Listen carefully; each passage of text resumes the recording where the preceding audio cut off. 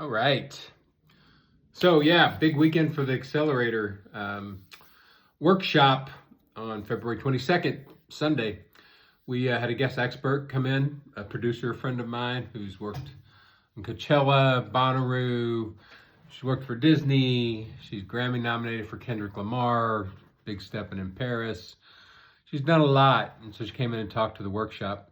I'll talk about that in just a minute. And then we jetted over to the Shiner Saloon for the first ever Comedy Accelerator showcase night, which was also super fun and came out really well. So yeah, big weekend. And there were probably over 30 people at the workshop this week, so it was packed, biggest crowd yet. It's kind of interesting that many people get together, 10 of them, 12 of them at least, I guess. I'd never met before. There's always new people coming in because the Creek and the Cave advertises it. And people are always coming through Austin right now to get on Kill Tony. So you never know who's going to wander into the workshop. And that means, they're all comedy people, and that's a certain type of chaos. So you never know exactly what's going to happen. People blurting things out, but it's typically a good chaos, typically fun. So as it was this week, I started out the workshop by talking again about one of my basic orientations in comedy is adding in a money orientation to it very, very early in your comedy career. Like whenever you get started, you can start getting a little bit of laughs, start thinking about money. Most people think about comedy as fun, as personal development, as some type of artist orientation, or as a job that they're working slowly up through, things like that. But I think about it as money. Like that's one of the things I want to impart on people. You can get to money really fast if you can hook up to a market, if you can get your show developed fast, if you are a particularly interesting character, if you have great performance skills, or if you're a producer. There are lots of ways to get into professional entertainment and make money much more quickly than trying to develop your craft for 10 years, which is what they tell stand-ups. It takes 10 years to get good at it. And that means like if you're working all the time, like in comedy clubs, I don't know how many decades it takes if you're just doing, coffee shops and bars and the occasional open mic nights. But there are always ways of making money in entertainment. And if you're motivated to do that, start thinking about that early. Start thinking about it now so you're ready when opportunities come along. After that spiel, we went right into the Insta-Fix part of the workshop where people go on stage. They start into a bit. They usually have a minute, but they never get through that minute because anytime something starts to happen that goes a little bit awry or is not working, I stop them. We talk about it, reset, and they do it again. So again, we always work on script, performance, character, and communication. Those are the four major drivers of stand-up. And a lot of times, the script seems like the hardest part to early comics because they're just writing the script by themselves and they don't really understand all the tricks and tactics and techniques of turning something into stand-up script. But you can get past that too if you have something going on, if you're really good at some of the other areas. But those four things are always having to be, those four cylinders need to be clicking if you're really going to do well in stand-up. So it's a way for everybody to get feedback, watch other people getting feedback, and going from there. Then for the last hour or so of the workshop, we jumped up and let Debra Davis talk to everybody about what it's like to be a producer in entertainment. And she's done a big range of things, lots of live events, lots of different jobs within all that world. She's done a lot of live streaming, a lot of video, a lot of TV, a lot of tech. And it was fun listening to it. The interchange between people who have basically no experience at all inside the big magic castle of entertainment, and somebody who's been in it for 30, 40 years, doing tons and tons of jobs with the biggest celebrities, biggest stages, big events in the world. And, you can't just instantly go to where she is. So you got to help people when they come in to talk, just kind of move back down and scale back down about, well, how do you get into these industries? What are the starting jobs? What skills are they looking for? Is this something, that you would actually enjoy? And so she talked about that quite a bit. And again, for people who are basically trying to think about themselves as how do I get to be a stand-up and do that for a living, the producer thing isn't on your mind as much. But you'll find, and I think this is true for a lot of comics now who are just getting started, there's not enough pre-made work anymore. So there's not enough clubs. They don't pay enough. It's very difficult to get booked because there's so many comics. So everybody's trying to build their own stuff. And I see a lot of these people on threads. There was a thread the other day from a woman who posted that she felt competent on stage now. She could handle an hour. She liked what she did. She got good reaction. But where does she go from here?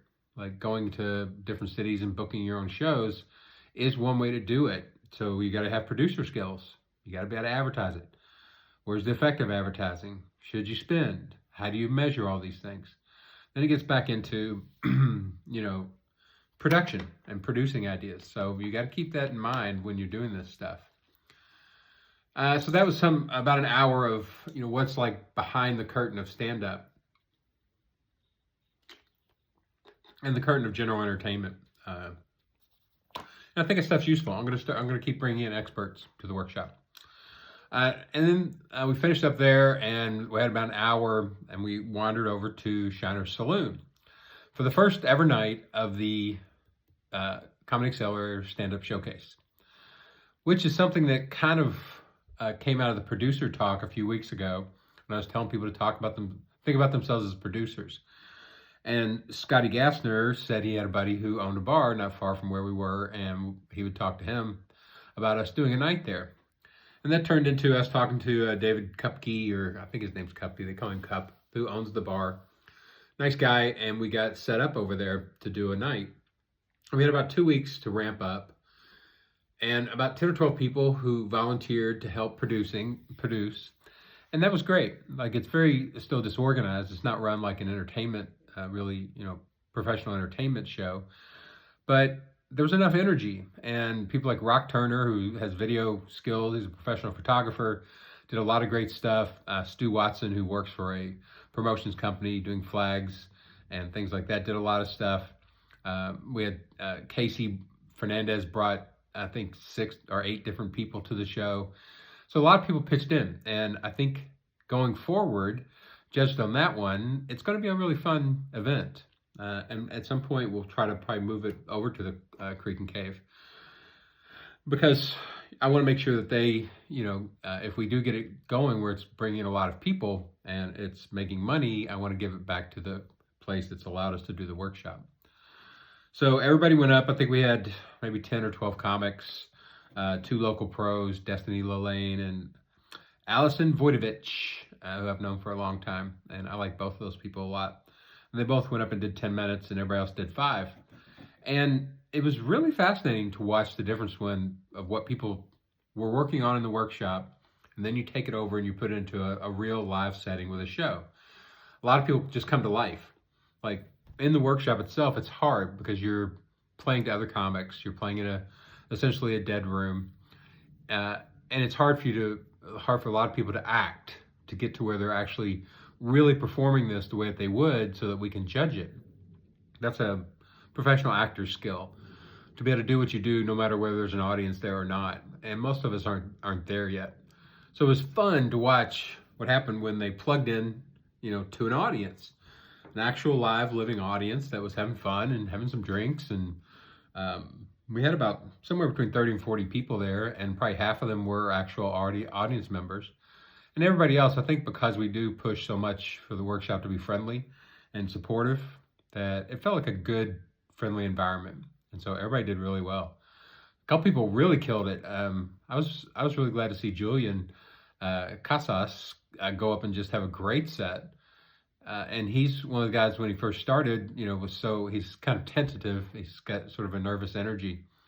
But he's gotten past the low level of that and moved it up to where it's kind of mid-level performance now. And so it's got flavor, and people liked him, and it's a character. As he ramps that up more and more, he'll get better and better experience. But his jokes are really sharp. I'm not sure if that's because Julian wrote all the jokes, kept going back and rewrite the jokes, or if he's getting help in the writers' sessions. But whatever it was, he cobbled together some really good jokes and a really strong set. And like I said, everybody did. I thought it was a super fun night, even though I had cedar fever and I was choking to death as I was trying to MC the show.